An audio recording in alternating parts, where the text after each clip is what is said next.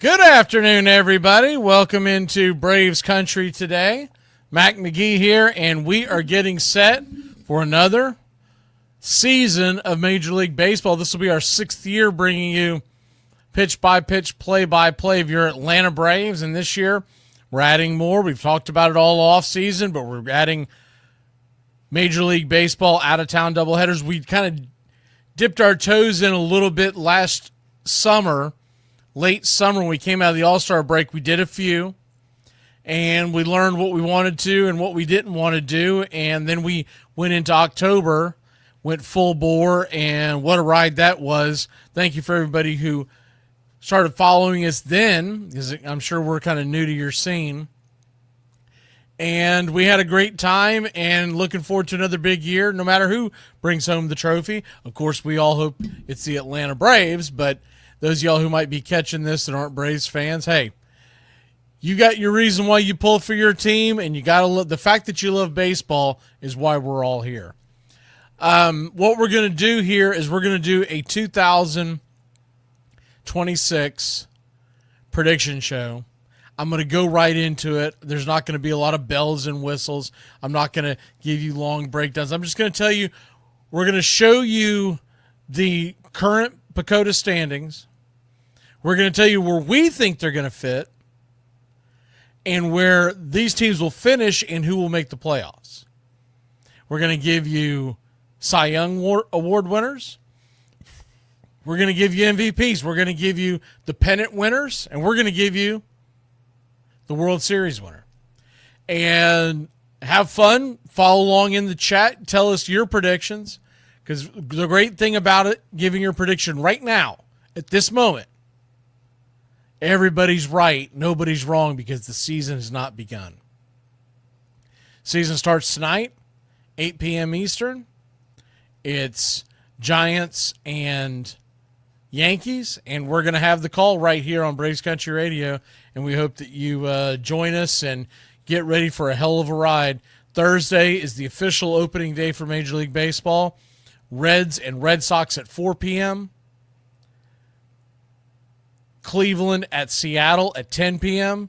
We'll come on the air about 45 minutes before each game, but there you have that, and we are ready to roll. I want to say we're set up to go 3:30 and 9:30 on Thursday, and then Friday it's 7:15 first pitch. The Atlanta Braves will be coming on the air 1 hour before the Braves start every single game to get y'all a chance to do all of your chatting away and getting ready for the game. And we've got new stuff lined up for you that we think you're going to enjoy, and you definitely don't want to miss opening day. We got something special planned for that. Okay, let's go ahead and get into it. I'll go ahead and share my screen so that we can do this the right way.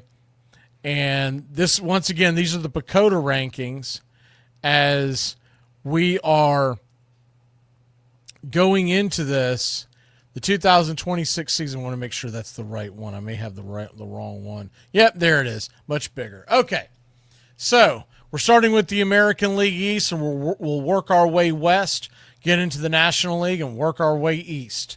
That's how we'll do this. So, starting off with the American League, you see right there that the Toronto Blue Jays are – now what you're looking at there is the sim win and the sim loss and the sim win percentage. All you really need to look at, because we've actually blocked all the other stuff, because a lot of stuff is just – it's extra junk, but it's stuff that they give you on prospectus, but on baseball prospectus. But what we did is we highlighted the wins and loss prediction. You don't need to know what they think of. I mean, I'll let you know as we go along, but we didn't want to fill your screen with a bunch of junk. We just wanted to give you the bare bones of the wins and losses. So what they're projecting is Toronto to barely beat out the Yankees once again for the AL East, Baltimore to come in third, Boston to come in fourth, and Tampa Bay to come in fifth. First thing I want to say about this, and I don't think this is any kind of a hot take by any stretch of the imagination, right? This is the best division in baseball, top to bottom. The Tampa Bay Rays are probably looked upon as the weak sister in this bunch, but I'm going to be honest with you right now. The Tampa Bay Rays can be a problem for anybody, and you see how close they are projected. And there have been plenty of years where the Tampa Bay Rays have not expected to do much, and then all of a sudden you look up in June or July and they've got a 5-game lead in the AL East. So I always say keep an eye on the Rays. I'm not predicting them to do anything crazy and come home and bring home the AL East or even make the playoffs for that matter. But I will say this. Nothing ever shocks me when it happens in Tampa Bay or Milwaukee.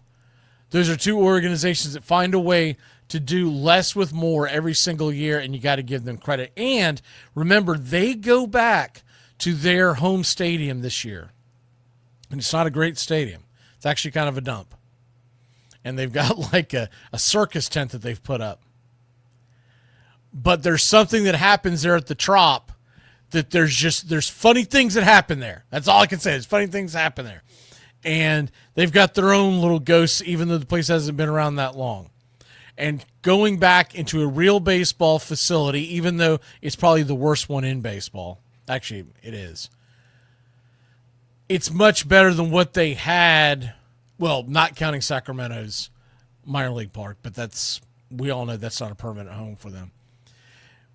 But the stadium that they played in last year, because of the storms that ripped open the Tampa Bay Rays facility a couple of seasons ago, it was anything. I thought going into the season it actually might be some sort of a home field advantage. It ended up not being that at all. It ended up being a disaster for any pitching staff, and Tampa Bay limped to the finish, and they played just they didn't play Tampa Bay Ray baseball, right? So with that being said, Major League Baseball is glad to have them back in Tampa, but I also believe they'll be happy to get them out of that facility. Whether they end up staying in Tampa or they end up moving on, it's time to get them out of that facility. But they are back in a real baseball stadium, and it's kind of built for the way they build this team. I'm still taking Tampa Bay to finish fifth in the AL East, but I do believe that in the AL East, it's going to be nip and tuck and tight, and if Tampa Bay can get any kind of momentum early on, some big series early in the year, and get some wins and stockpile them, you might be looking at Tampa Bay towards the trading deadline and go, man, they're not sellers. They're actually going to be either stand patters or buyers. So, with that being said, let's go ahead and make our predictions for the AL East. I've got the Toronto Blue Jays winning the AL East, and I don't think it's going to be as close as what you have there. And obviously, they have 88.1 to 88. You can't get that close unless it ends up in a flat-footed tie, and fair enough. But I think Toronto is way too deep on the pitching now. Adding Dylan Cease was a big deal. Last year, they ended up in a flat-footed tie with the Yankees. They both finished with 94 wins. So that's not something to smirk about at all, right? And so you know that the Yankees are going to be gunning for him and trying to turn things around, turn it back to where they had it.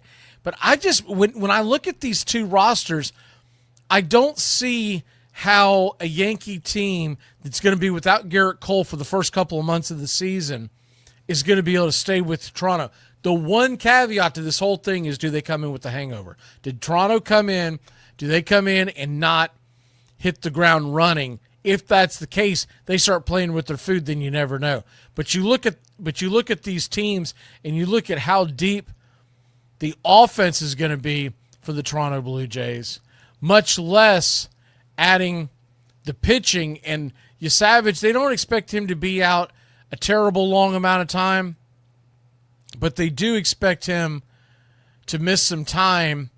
But that might actually be good, because down the road, you might end up with Trey Savage coming in, we'll say, month or two into the season, and that's going to allow them to kind of bubble wrap his pitches, his innings, to where they can have him going full bore going into September, October.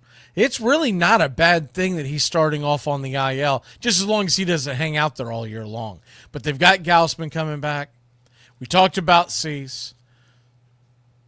And that bullpen, though a lot of people don't, and, Max Scherzer's back. Max Scherzer, you don't expect a lot from him. But that bullpen, I do believe, is going to be much better than what it was last year.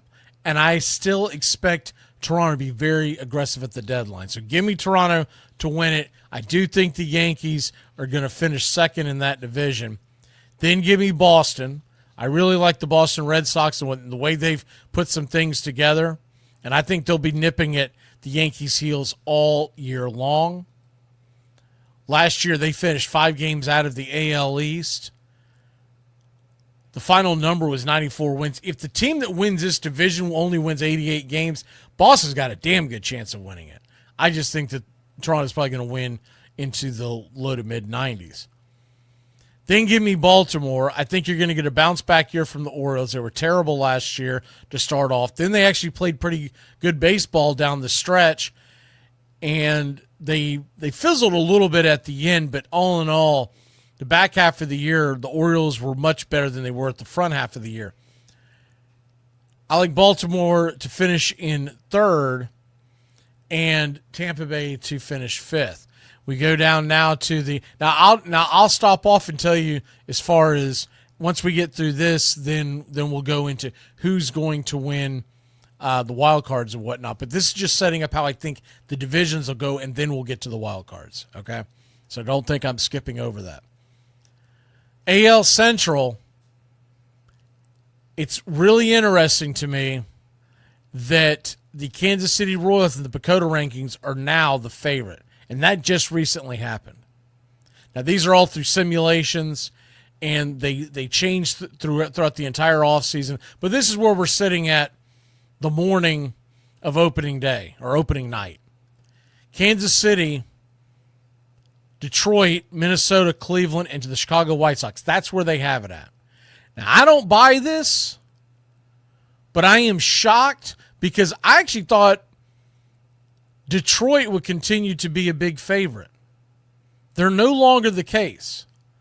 Kansas City is looked upon as a slight favorite, but the betting lines has Detroit all day long. But right now what you're seeing Kansas City and Detroit and the Minnesota and the White Sox. I'm going to build this backwards and tell you how I think this is going to finish out. I think the Minnesota Twins are the worst team in the division. I really do. And this has nothing to do with 1991. Or 87 for that matter, because I was pulling for the Cardinals. No, it's got to do with the fact that I just don't think you can lose this many pieces. And the Pablo Lopez injury was just brutal. And I know one guy does not make a team, but that is a huge, huge kick in the grapes. And I think there'll be sellers at the deadline, and you'll see them spiral out. Give me the Chicago White Sox to have a slight improvement this year and finish out of the cellar for the first time in several years. Then give me the Cleveland Guardians to finish third.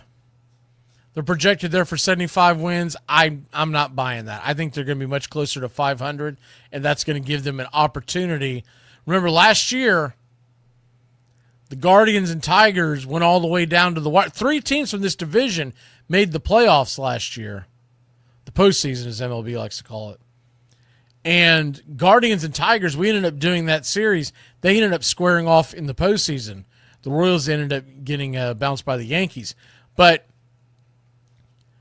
you could get a repeat of this coming year. Now, Cleveland was down 15 games in the middle of July, came roaring back. They were down, I think it was as much as 10 and a half games going into September, and came roaring back and won the division. It was an all-time collapse by the Tigers. Do the Tigers bounce back and say enough is enough, and this is Scooble's last dance? This is bringing in Framber Valdez. I still think the offense is a problem for the Tigers. I'm still going to go with what I originally had. And I realized I wrote this down 2 months ago, so I'm not jumping on this trend. I think the Kansas City Royals are going to be the best team in that division. So give me the Royals to win that division. You look at the pitching that the Royals have put together, and that offense is going to score. And this is with me having a very low expectation for Jack Caglione. But if Cagney and Lacey gets rolling, look out this summer. This offense is going to bounce back, and this could be a fun summer for the Kansas City Royals going into the fall. And they are a team that could surprise some folks and go a deep, deep run into October. But give me the Royals to win the Central and the Tigers to come in second, with Cleveland coming in third. That's how I see it. But I think those 3 teams are going to be all neck and neck going down the stretch. I mean, we're talking about going 3 wide into the final 2 weekends of the season. The AL West. This one to me is not that difficult to handicap. Until I see something different, I don't know how the hell you take the Angels out of the gutter. So put the Angels in the cellar once again. I think the Athletics are going to be a fun team, and they're going to make some strides. But that goofy ballpark they're playing in, where the ball flies out and it wears down your pitching staff, and over 162 games, it just really is going to tear into the depth of their pitching. I don't see how Sacramento, that they're being called now, so you see the SAC. Last year it was just ATH because they were going to be calling the Athletics. This year they're being referred to as the Sacramento Athletics. I'm just going to call them the A's all year long, because in a couple of years they're going to Vegas, and it'll be the same thing as always. And whether they were in Philadelphia in 1881 or Las Vegas in 2030, they're always going to be the Athletics in my book. So give me the Athletics to be a fun team to watch. Another team that when I get done with the Braves games, I'll be honest with you, I'm going to be putting on a little Athletics ball games and checking out their scores and seeing if they can make some things happen. And it'll be some shootouts, especially when they're at home. But I just don't think you can. I don't think you can keep pushing that envelope to where you continue. I mean, for folks that haven't even paid attention to this, their home field, it's worse than Colorado. The ball just flies out of there some nights. The wind will start getting out of there at 30 miles an hour. You can't keep it in that. You know, I use this term all the time, but that thing is literally a popcorn stand. So give me Sacramento to finish 4th and 3rd. I know you see Texas right there. I'm telling you right now, Texas is finishing 3rd in my book. There's nothing exciting about the Rangers this year. They've got some good players. Look, they still got DeGrom, but I question the depth in their pitching staff. I do like Skip Schumacher, and that could be the big difference. I don't know if y'all saw this or not, but the other night, I forget the young kid's name, but there was a young pitcher pitching for the Rangers in one of their final spring training games, and the game was being played in Texas as they left the Cactus League and went back home. And he went out to the mound in the middle of his final outing before they hit the All-Star, before they hit opening day. And so, this kid thinks he's coming out there to get a talking to, even though he's pitching pretty well. So it was a little confusing. But you didn't know if they were just going to come get him because they didn't want to get any more innings on him. Instead, what he did is he had all the veterans come in on the infield, and Schumacher announced right there on the spot to him, "Welcome to the big show, kid." And tell me that just doesn't give you goosebumps.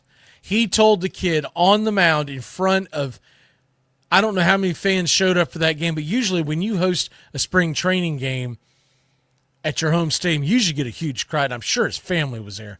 And and you could just see the big smile on his face. They didn't have the audio or anything like that. We didn't find out what it was until after the game.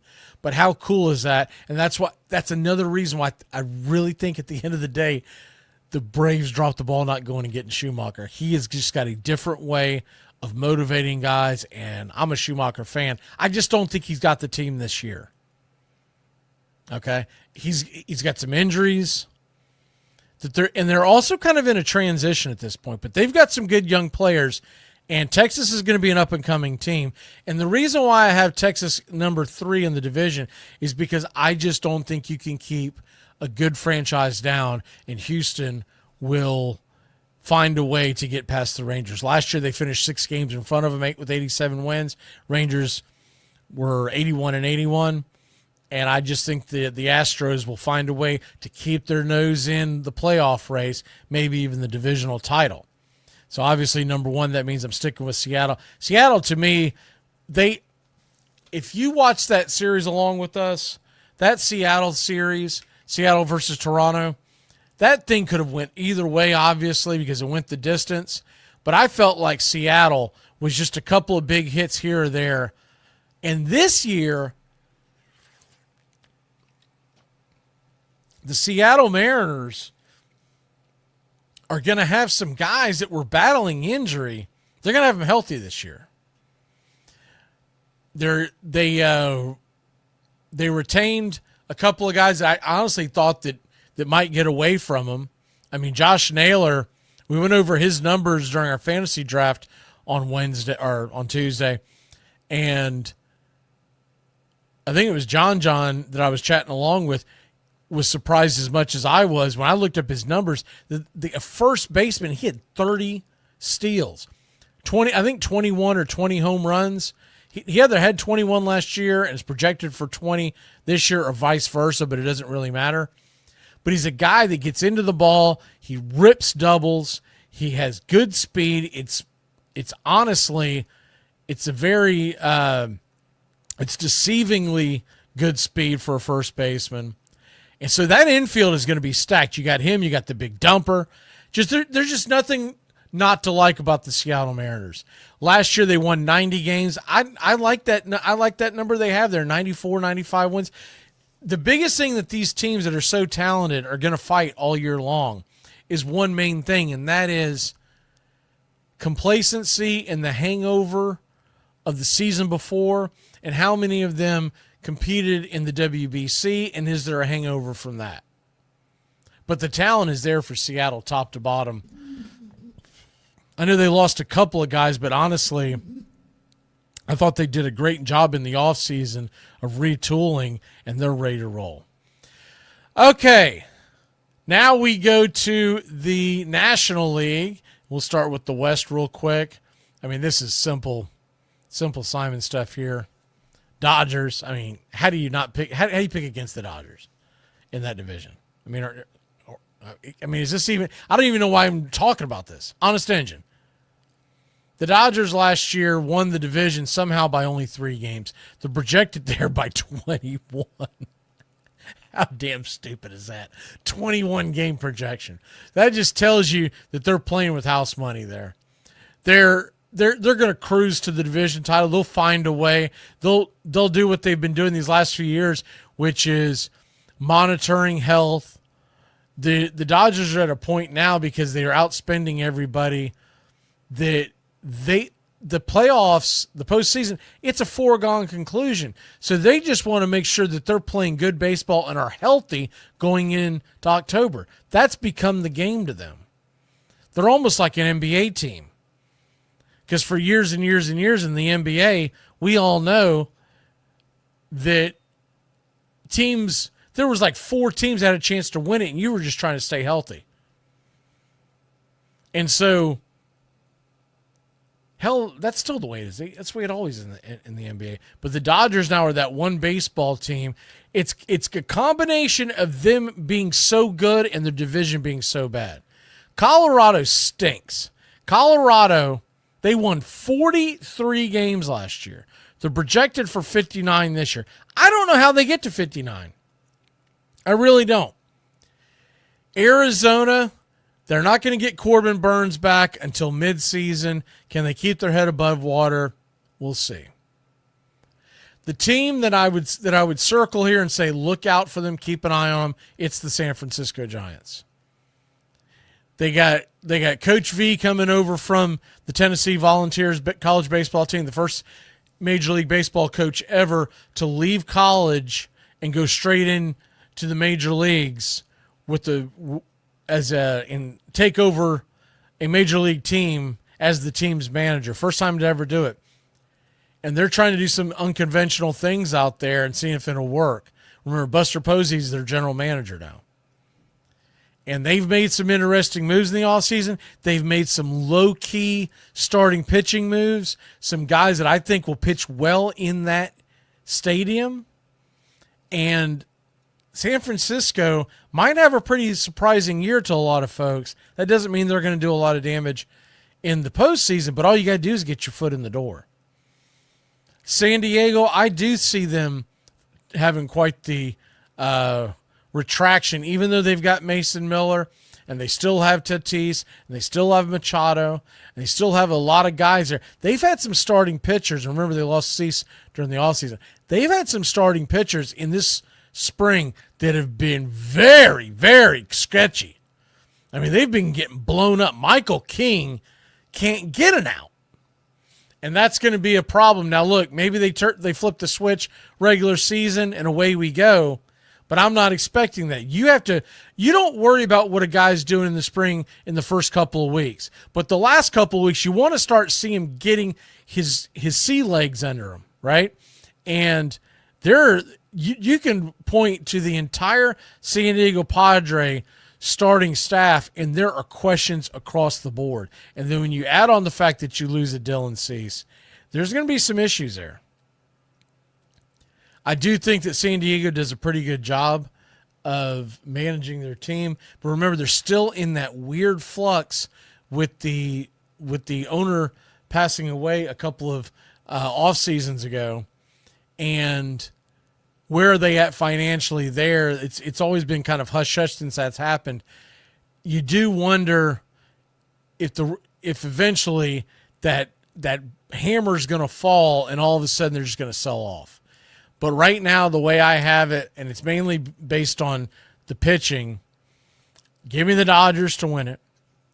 Give me the Giants to finish second. And by the way, the Giants, Luis Arias, we just had our fantasy draft. Terrible fantasy player. He doesn't get you anything fantasy points-wise. Because for people who play fantasy or never played it, the guy just gets on base. So you're getting points for home runs and doubles and et cetera, et cetera. That guy just tries to find his way on base. So he's like a little gnat. But every time I look at him, because he's one of my favorite players to watch play, I always have to stop myself. Go, don't draft him because he sucks. You're going to draft him, and then while everybody else in that position is scoring 30 points a week, he's going to be bringing in 12. But he's one of my favorite players because he's a throwback to a different era. But Luis Arias coming into that San Francisco offense, That's going to be fun to watch. It really is. Because he's going to set the table, and then you've got some boppers who are going to be able to move him around, especially they're going to get a full season of Rafael Devers. I really like that San Francisco team this year. Give me the Padres to finish third just because I think they'll find a way, and then Arizona fourth. Colorado is just they're an embarrassment at this point. It's one thing to take a year or two off. It's another thing to just not resemble a Major League Baseball team for, what's it been, about a decade? All right, the Central. Now we're getting closer, Braves country. The Central. So you see how they have it played out there. Chicago, Milwaukee, Pittsburgh, Cincinnati, St. Louis. A little surprising. They have Pittsburgh expected to be over Cincinnati. The rest does not surprise me, but I've said it once and I'll say it 100 times. Until I see someone knock the king off the throne, I got to go with the damn Milwaukee Brewers. The Milwaukee Brewers find a way every single win. What are they projected there? 82 wins? And they're essentially the same club as they were last year. They made a couple of trades, but all in all, they're about the same. They're going to have a damn good bullpen. They're going to have a very good starting pitching staff that gets them to that bullpen. They do a great job of managing both. And they're going to have an offense it's not going to put butts in seats per se. You're not going to come running to the TV to watch that offense play, but they're going to score runs. Last year they had 97 wins. They're projecting them for 82. No way in hell. Give me the Brewers to win that division. And I really wanted to go with the Cubs, but man, I have gone with the Cubs last couple of years, and the Cubs, as good as they've been. I mean, last year they won 92 games, but the Brewers were just absolutely dusting everybody last year. It's amazing that the Cubs came back and made it as close as they did. On paper, the Cubs should win this division, and they should win it comfortably. But I can't rule out the Brewers until someone's going to have to knock the Brewers off their throne. They'll go, all right then, finally. So give me the Brewers to win the division. The Cardinals, by the way, they're going to be absolutely pitiful. 67 wins. I don't think they get to 70. I think that's a pretty close guesstimation right there, to be honest with you. Last year, where they finished with in 78. They finished with 78, but that was after getting a little hot down the stretch. The Cardinals, they sold off a lot in the offseason. They don't have Sonny Gray. They don't have Contreras. I mean, those are two anchors alone. I don't know if y'all saw it, by the way, the other day, but Carlos Martinez finally retired from baseball. That guy was a legend, man, for about 6 years in the 20 teens. Go back and look at Carlos Martinez's numbers. They'll shock you how good they were. I remember always being, because there for a while, I'm living in Middle Tennessee, and I had a lot of good friends that were Cardinal fans because it's not that far from Middle Tennessee. And so when the Cardinals and the Braves played, we got together, and that was a party for us. It's a shame that baseball is not as big here in Florida because I miss those things. I mean, we used to have when the Braves and Cardinals would play, let's say it's a 3-game series, at least 2 of them we were getting together and raising hell.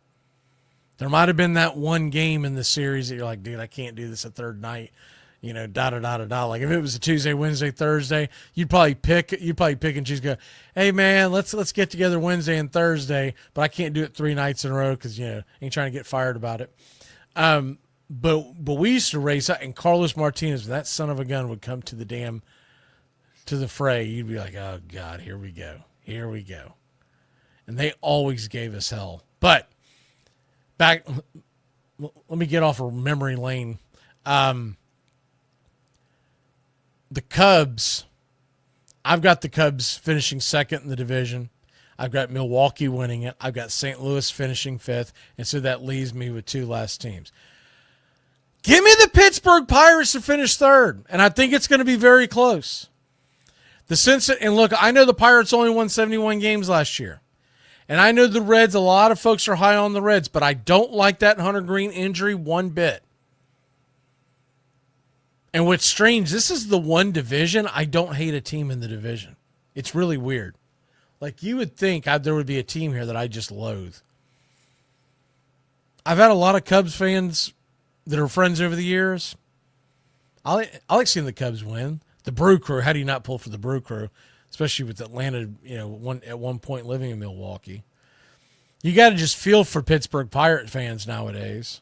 And then, of course, Cincinnati is baseball, and so is St. Louis for that matter. But I'm going to take the Pittsburgh Pirates to find a way to finish in that number 3 spot just above Cincinnati. But with that being said, you see where it says Chicago is 90, Milwaukee 82, Pittsburgh 79, Cincinnati 77. Give them all a bunch of handful of extra wins, and Chicago not so many. And that's how I think it'll play. In other words, I think you're going to be seeing 4 teams fighting for it heading into August, and you'll probably still have 3 heading into September. It's going to be that kind of fun summer. And what I like the most about Pittsburgh, they've got those young studs in the rotation. My biggest question mark with that team is the bullpen. And they really did. They're not being serious. So they're saying that they're trying to go for it this year. They're not really being that serious when you have not put enough money into that bullpen. But if they can find a way to get good production out of the bullpen on nights when they have the leads and put some things together, you look at that starting rotation. Remember, they're expecting to get Jared Jones back. Jared Jones is expected to be back at some point this year. So you're talking about Ashcraft. You're talking about Bubba Chandler. You're talking about Paul Skeens. And then you throw a Jared Jones in along with Keller. You throw a Jared Jones in around the All-Star break, that is going to be a deep, deep pitching staff, and they'll be able to make a run. So that's why I like Pitts. I just don't think they're going to have the bullpen to stay with Milwaukee and Chicago. And the problem with Cincinnati is, as deep as that starting pitching was last year, Hunter Green going down hurts big time, and their bullpen is still questionable at best. And they've all been hitting well out in the Cactus League, so you can't take that away from them. But look at the numbers out in the Cactus League this year. Everybody's hitting well because the ball flies out of those parks. It's all about the elevation. Basically, the Cactus League is mini Coors Field scattered all over the damn place. So I've got to see Cincinnati put runs on the board during the regular season. All right. What we've all been waiting for here. The American League. The National League East. This shocks the hell out of me. Now, I've not looked at any of these Pacoda rankings before I made my picks because I wanted to make sure that I wasn't being swayed by it.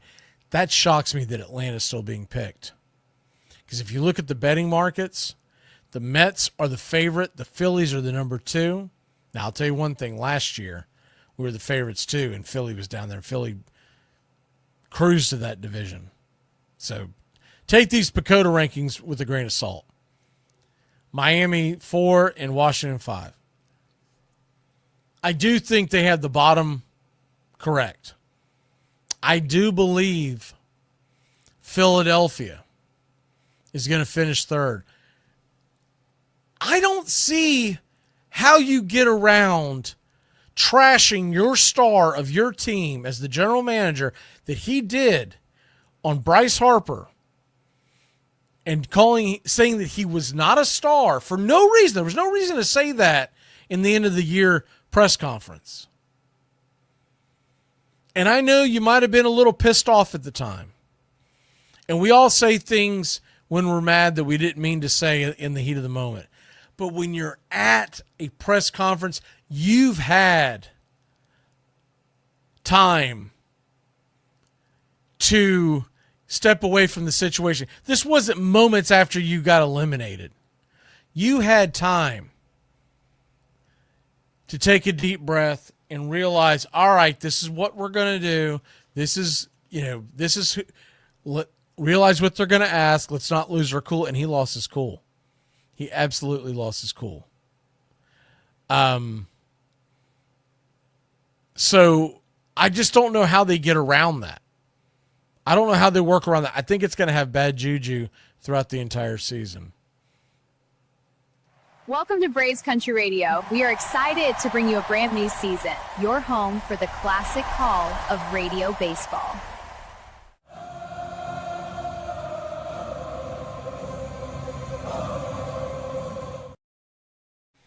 All right.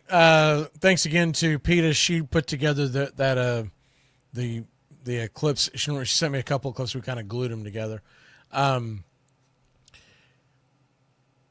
But back to the Philadelphia thing. I don't see how you're going to win a division when you have that going on, and there's still a huge question mark about Zach Wheeler and his health. I know he's coming back, and it looks like he's going to do well. But that injury that he's coming off of with that shoulder injury, I'm telling you, 9 times out of 10, pitchers have a significant drop-off in velocity when they come back from that injury, and it usually takes them about a season to look like who they should look like. I like Miami. I like what they're doing with their pitching staff. I think Sandy Alcantara is going to have a big-time bounce back year. I actually I have him in a ton of my fantasy leagues. Yuri Perez, I think he's going to be unbelievable this year. I think he's finally going to take that next stop. So if he takes that next step and Alcantara returns to form, they're going to have 2 aces on that team. Washington is still building. They are still building to the future, but they're going to be a little more annoying. Signing guys like Zach Littell is going to make it where it's not an automatic, whoa, we got the Nationals coming in this week, and we should at least win 2 out of 3. So that's going to be a little – I don't think Washington's going to be as bad as 66 wins. I believe they're going to be closer to 71. Now, obviously, when you say that, you have to take wins from other teams, but hell, give me the Rockies with 25 wins. I don't care. There's just no way that the Rockies are going to be competitive. And I do believe that the Cardinals are being overestimated as well. So that's how we have Washington, Miami, and Philadelphia. And then Braves fans, this is the first time I have done this, but I've got to be honest. I'm going to take the Atlanta Braves to finish second in the division. And I think the Mets are going to beat us for the division. October's a lot different story. But the division, I just think that we're going to have – you can't continue to lose this many starting pitchers and do nothing about it and hope that a bunch of youngsters are going to get us back into the fold. And to me, this is the best case scenario. Because I would much rather say that I'm chasing down the Mets all year than trying to chase down the Phillies. Because the Phillies have a better starting rotation, even with not having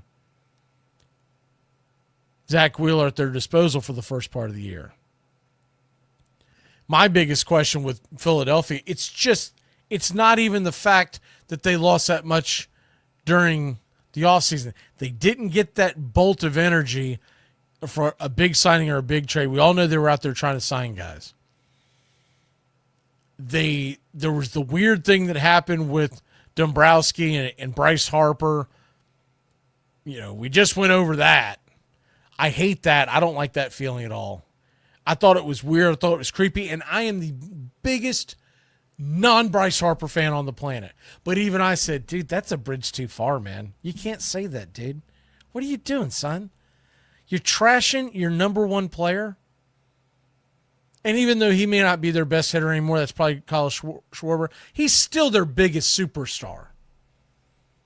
You can't be trashing him because it doesn't look well for the room. I'm actually shocked that Schwarber came back, but he must not have been getting the offers that I thought he was going to get from around the league, because him getting a 5-year $150 deal, to me, that seemed like bare minimum what he should have gotten. By the way, did y'all see Pete Crow Armstrong sign that 6-year $115 deal? That's a good deal for the Cubs if he is able to do what he did last year in the first half of the season. If he's the second half of the season, that's a terrible job by the Cubs, and what the hell were you doing? But that's the risk you make.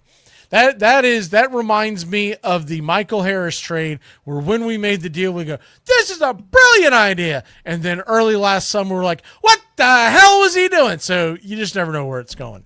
But that's why baseball is the best. But I'm looking at the Mets, and if you would have asked me in early January, I would have told you the Mets are going to finish fourth in division. They ain't going to make the playoffs. And then they had a flurry of moves. I do like their young pitching that they have.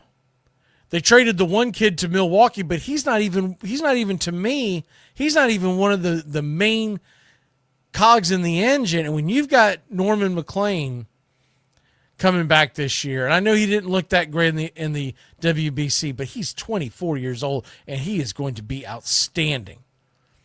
And you've got this Mets roster that added Bo Bichette, so don't sleep on that at all. Bo Bichette, he's going to be terrible defensively, and maybe they finally figure out that they're going to have to DH him or figure out a different spot to put him in.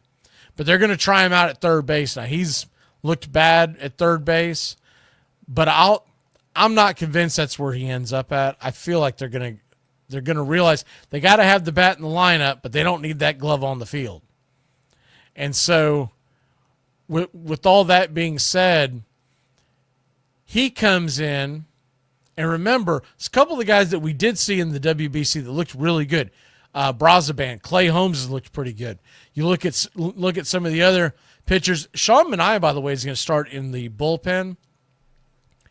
We'll have to see what happens with AJ Minter when if they can get him back to where he was when he was at Atlanta 2 years ago. Look out for him. But Freddie Peralta coming over from the Brewers, that's a big deal. Kodai Senga has been pitching really well in the spring. So if you can get a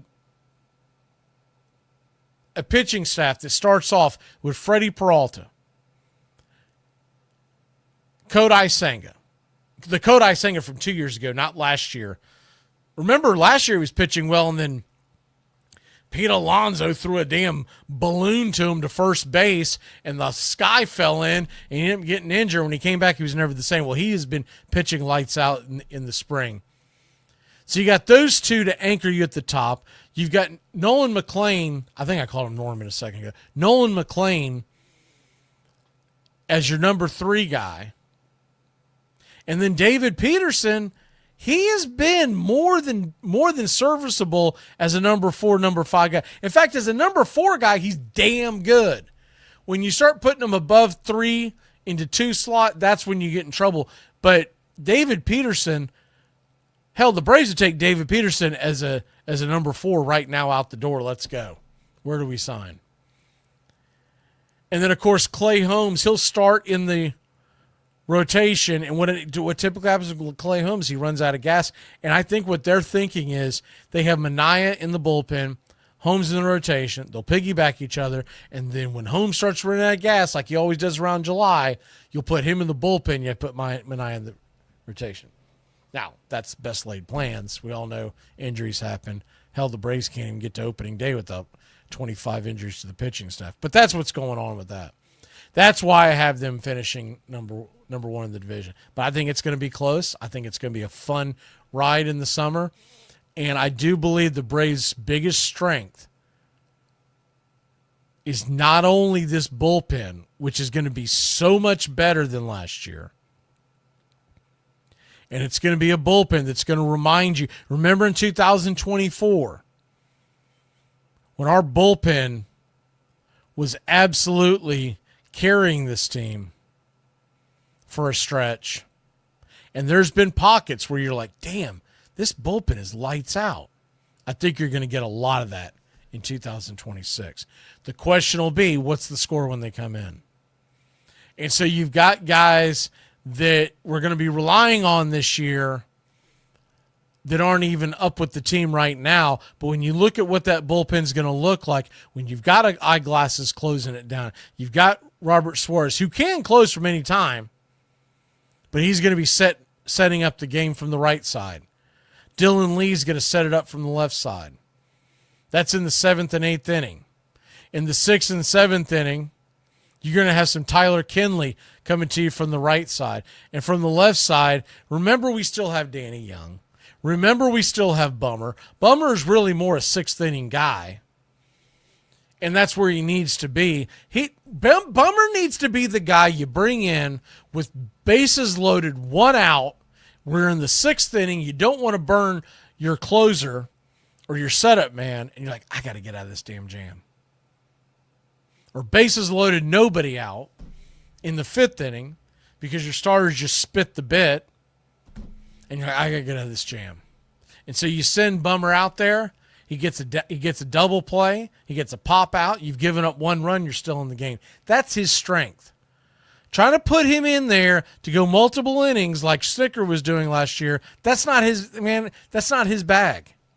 So that's what I really like this bullpen makeup. And you've got other guys that are going to be down on the farm coming up, guys like Dylan Dodd. You know, all these guys are going to be coming up. We have so much depth in this bullpen. Joel Pyomps, and we mentioned him. We haven't even talked about him much this summer. He's this spring. He is going to be a guy. This is going to be a load, and they are going to be what keeps us in the playoff race. The offense is going to score this year. I am convinced of it. We're not going to have another. It won't be 2023, but it's not going to be 2025. It's going to be somewhere around. Well, give me a 2022 Atlanta Braves offense where they're scoring enough. The bullpen was shutting it down, and we were getting just enough good pitching to run down the Mets. And I love the depth across the board. The fact that you're going to get Smurf back to catch most games behind the plate. You're going to have Drake as a DH spot. That's where he was born to play, filling in behind the plate from maybe 2 times a week to keep Sean Murphy fresh. You're going to have Mauricio Dubon all over the place, filling in for guys once Ha-Seong Kim can come back. This offense is going to go. So I don't think we're going to win the division because it's going to be too tough waiting for Schwellenbach and waiting for Waldrop. And hell, now waiting for Strider to come back. But that's okay. You just got to punch your ticket. All right. Let's go ahead and speed to the finish because I don't want to take up your whole day. All right. For those of y'all who don't catch Braves Country Day, we normally don't go this long, but this is the season-long show, the prediction show. Okay. Real quick, I do want to give you the Cy Young winners and the MVPs before I give you the playoff guys. Cy Young winner, you know what? Give me Chris Sale. That dude was on a mission last year, and once again, a goofy cracked rib cost him, 6-7 weeks? I think Chris Sale is going to be, he's going to be right there in the conversation. Why not? It's very hard to win the Cy Young 2 years in a row, so I'm not going to give it to Skeens, but obviously he's a major player in there. Snell is going to start out on the IL. They don't know when the hell he's coming back, so that hurts his.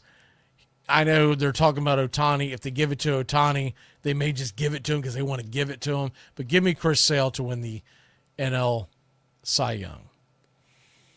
In the American League, the Cy Young, I know the low-hanging fruit is Skubal, and I have a hard time picking against that.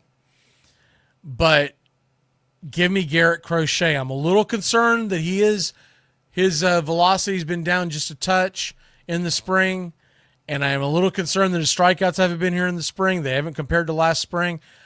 But I think he's the best left-handed pitcher. You know what? Garrett Crochet, when he's on, is the best damn pitcher in baseball, bar none. And assuming that, and he has said that he would have different pitch selections if this was not spring training. So I'm going to take him at his word. Give me Garrett Crochet as the Cy Young. Chris Sale is the Cy Young, so a couple of lefties. Give me the AL MVP. Man, I'm so sick and tired of them giving it to Aaron Judge. There's got to be some fatigue there. The big dumper should have won it last year. Does he come back and have another great year? Probably not. It's pretty hard to do as a catcher. Give me Bobby Witt Jr. Bobby Witt Jr. is the AL MVP. And the National League MVP, Acuna Matata, baby. Ronald Acuna Jr., he's going to do the damn thing this year. We're going to see 2023 Ronald Acuna Jr. It's the same formula. He tore his ACL in 21, in 22. He came back. He was good, but not great. In 23, lit the world on fire. In 2024, tore his other ACL. Came back in 25. He was good, but not great. 2026, he's going to light the damn world on fire. I'm going to make a prediction. I'm going to say that Ronald Acuna Jr., not only does he get to 50 home runs, he's going to flirt with 5,100, but I think he's going to fall a little short. But with the base running of Goodwin and him feeling it, give me 50-75. 50 home runs, 75 stolen bases.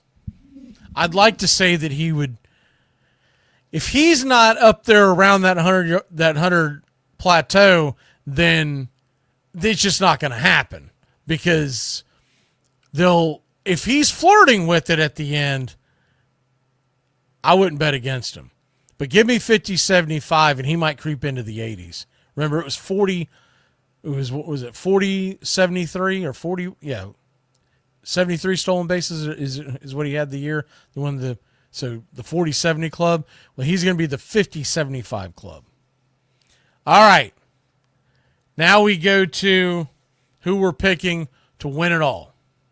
All right. In the American League, your AL winner, obviously, or the division winner, was obviously Toronto. We had Kansas City, and we had Seattle. So you put those three in: Toronto, Kansas City, and Seattle.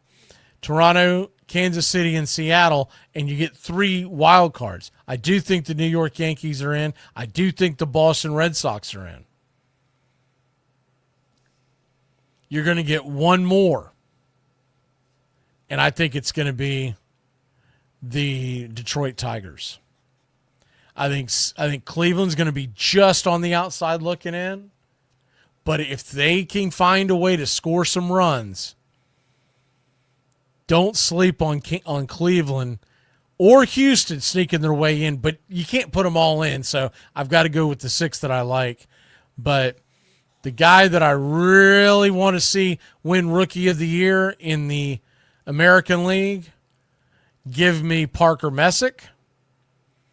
In the National League, oh, what the hell? Let's go ahead and go Homer. In the National League, give me let's go with Didier Fuentes. What the hell? He won't come up and be an actual everyday pitcher until probably May. But then when he comes on, he'll light the world on fire. In the National League, we've got the Dodgers, we've got the Brewers, and we've got the Mets. And those are your division winners. I'm putting Atlanta in. I'm going to put the Cubs in. And give me the San Francisco Giants. I'm going to put 2 teams in each division. That's a hard one for me because sometimes the Dodgers just bludgeon the hell out of that division and nobody can get any wins. But I think San Francisco is going to surprise some folks this year. So, AL pennant, give me Toronto versus. Give me a rematch. Give me Toronto versus Seattle. I think Toronto and Seattle. I think they were by far the two best, but I'll tell you what, I'm so tempted to go Kansas City. My biggest question with Kansas City is that bullpen. If they make some moves down the stretch at the deadline, I wouldn't count out the bull. I just wouldn't count them out. But that's a big ask to put Kansas City to kind of come out of nowhere and then go all the way to the AL pennant. I like the pitching better with Toronto and Seattle. So give me Seattle and Toronto. And in the National League, give me. I'm trying to see how this would play out. How could we get it? Give me the Mets versus the Braves for it all. Dodgers going to get shocked. I don't know where. They're going to get shocked somewhere along the way. Maybe the Giants will knock them out. Who knows? You won't be able to figure that until you see the seeding. But give me the Mets and the Braves, and I'm going to take the Braves, though they don't win the division. They're going to be rolling by October, and they're going to kick that door open. And though a lot of us will be rooting for Toronto because we want a rematch from 92, it's going to be against the Seattle Mariners. And give me your Atlanta Braves to win the World Series in 6 games. Because that's what we do in Atlanta, right? When we win the World Series, we win it in 6 games. Give me the Braves to win it in six games, and most likely that will be on their soil. Game 6 will be in Seattle. But give me your Braves to come home. They're going to fight one hell of a fight. It's going to be a war all year long, but it's going to be a lot of fun when they get rolling in this summer and that pitching starts coming back. Grant Holmes, no one's talking about him enough. He has looked outstanding this spring. I just hope his arm holds up. Same with Raylo, but that's how I see it. You knew I was always going to pick the Braves, but hey, the first time ever I haven't picked them to win the division. And it's eating at me right now, so before I change your mind, I'm getting out of here. Y'all have a good one. See you tonight. San Francisco Giants against the New York Yankees. Game 1 of 162. And then it all gets going. Doubleheader tomorrow. Red Sox and Reds, Cleveland and Seattle, and the Braves take on the Kansas City Royals on Friday night. Braves country today, back your way. Friday at noon, that'll be a much quicker one. We're going to go over the Royal Series. Y'all have a great one.